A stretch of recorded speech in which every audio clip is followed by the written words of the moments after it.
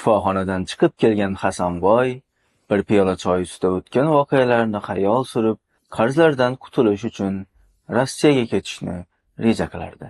Shu payt oynai jahonda imtiyozli kreditlar orqali tadbirkorlik qilayotganlar haqida ma'lumot berildi. Buni ko'rgan Hasanboyning ayoli: "Qachongacha Rossiyaga ketasiz? Bolalaringizni bizlarni tashlab. Undan ko'ra o'zimizdagi imkoniyatlardan foydalanib tadbirkorlik qiling" deb qoldi. Hasanboy shu safar xotinning ham gapiga quloq solaychi dedi-da, bankka qarab otlandi. Hasanboy uchun eng qulay bo'lgan qoramol kreditini 15 daqiqada rasmiylashtirib berdi baraka topkur bank xodimlari. Plastikka kredit puli tushishi bilan maslahat olish uchun og'aynilariga qo'ng'iroq qildi. Uddaburon do'stlar esa maslahatni bir piyola choy ustida beradigan bo'ldilar. O'zbekning bir piyola choyi nima bo'lardi? Uning izi kabobu oshga ulanib, ichimliklar haligi jinurgurdan ham qittay qilib, maslahati rosa ham qizidi. Bir piyola choy bilan boshlangan maslahat oshi qoramol uchun olingan kredit bilan teng bo'ldi.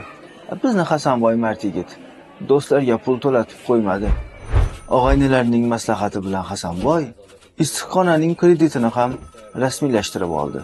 Bank xodimlari ham qurma-qur kreditni tezda rasmiylashtirib berar ekanlar. Kreditni naqd qilib olgan Hasanboy xotinni bir xursand qilay deb kirmoshina, konditsioner, televizor oldi. Axir u ham bir kelar dunyoda yaxshi yashashi kerak-ku. Hamma xursand. Kirlar bir zumda yuvilgan, yozning issig'ida salqin uyda katta televizorni tomosha qilishga nima yetsin? Biroq bank xodimlari qoramol va issiqxonani ko'rish uchun suratini tashlashni so'rab qoldilar. Hasanboy Husanboyning uyidagi sigir hamda buzoqlari bilan ham, issiqxonasidagi sabzavotlar bilan ham selfie qilib bank xodimlariga jo'natdi. Ammo bu bilan Hasanboy qutulmadi. Kunlar yeldek o'tib, kredit to'laydigan vaqt ham kelaverdi. Qarz undirish uchun kelgan bank xodimlari esa na Hasanboyni, na qoramolni, na issiqxonani topdilar. Hasanboy juftakni rostlab qolish uchun aeroportga yo'l oldi. U yerda esa Hasanboyni unga qo'yilgan taqiq tufayli samolyotga chiqarmadilar.